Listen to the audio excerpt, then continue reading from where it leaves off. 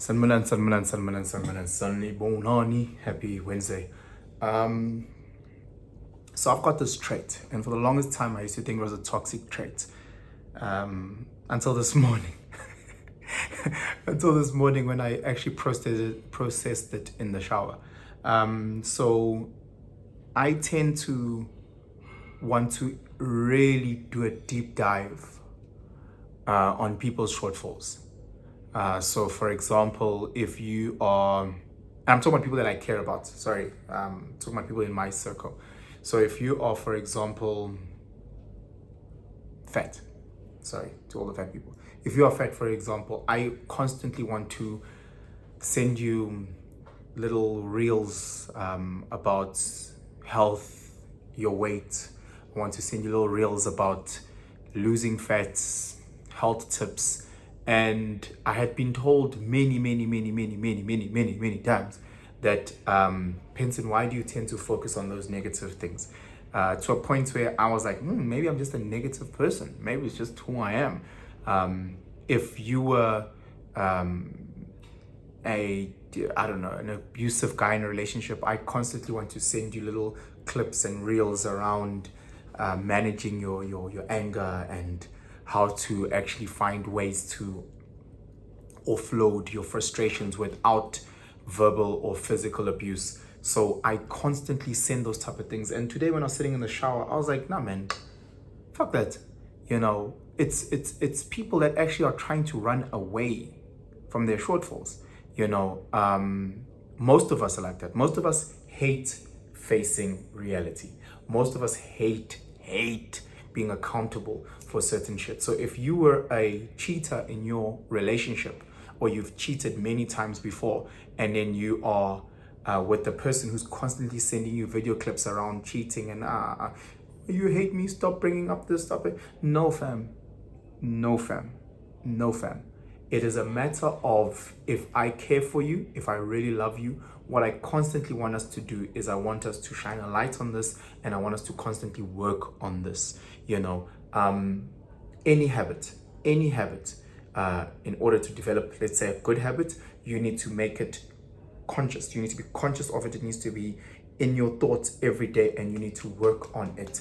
And if you're trying to fix a negative habit, if you have a negative habit and you want to fix it, rather than sweeping it under the rug, you need to be conscious of it, and you need to work on it every single day. So if you are overweight, instead of me just ignoring you and thinking what you are magically going to lose weight, you need to be intentional about it. You need to be constantly aware of, okay, sharp, I'm a bit overweight. I need to wake up. I need to ensure that I go to gym. I need to ensure that I eat healthy. You're not going to accidentally eat healthy. The Lays or the Doritos in your cupboard aren't going to magically turn into carrots. You need to be conscious about it every single day. And someone needs to make you aware before you go to the shops. Hey, my carrot. Hey, oh, banana. Hey, leave up my Doritos. I need to make you aware of it, because it's a negative habit. You might forget it. You might go to the grocery store and all of a sudden get your marshmallows and your ultra milk custard, whatever. So if you know that your toxic trait is lying or it's cheating, every time before you're about to go out partying, I need to, don't slip and fall in the dick. Yay. And I need to make you conscious of it, because it's a shortfall. It is a negative trait that you have. And because I love you as your sister, because I love you as your brother, because I love you as your friend, or whatever the case may be, I need to be on that. Guys, unfortunately, we can't all afford personal trainers to lose weight. We can't all afford therapists to lose weight. So that's where we rely very, very closely on our good friends and our family. Again, I'm not talking about your toxic family. I'm not talking about your friends that are snakes behind your back. I'm talking about real, genuine friends and real, unconditional love family. Those people can assist in highlighting, or at least pointing out your blind spots. We all have blind spots that we can't see. It's like this thing in your eyes, whatever it's called, upici in Zulu, it's called sleep or crust. I don't know what people call it.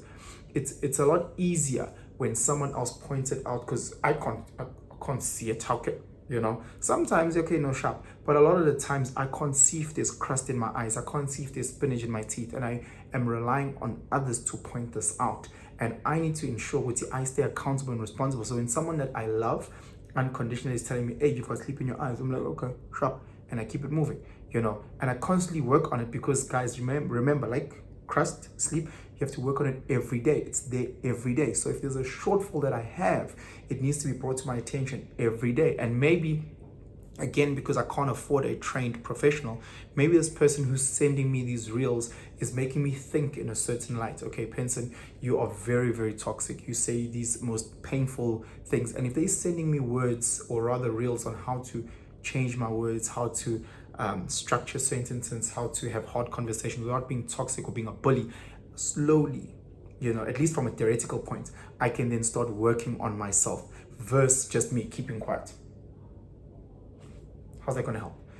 If I'm sick and I've got a flu, instead of me just pretending like it doesn't exist, how about I consciously and intentionally go to the pharmacy, go to a doctor, get myself medicated, and consciously and aggressively trying to work on this to heal and get better. I'm not going to accidentally rid my body of cancer. I need to go to chemo. I need to find specialists who can assist me. I need to be intentional about what I do. And imagine if I have a whole support system that is also just intentional, who are saying it from a point of love.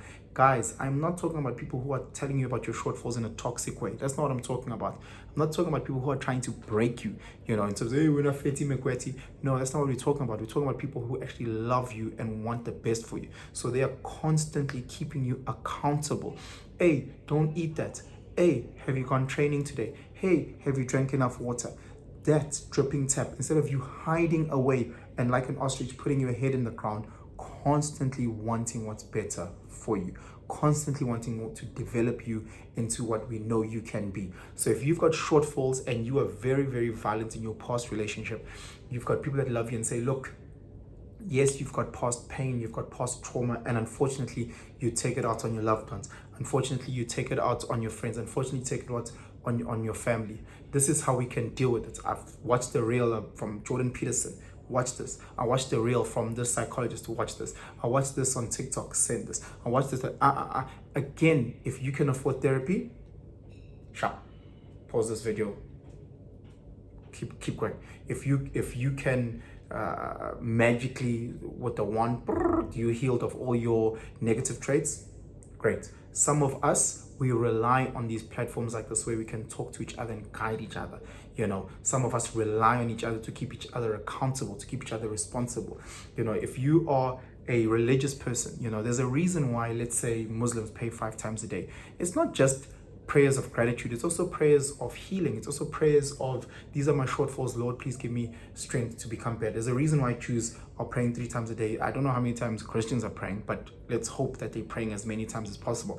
Not just prayers of gratitude, but also prayers of, I fall short here. Please, can you guide me the strength to actually work on these shortfalls?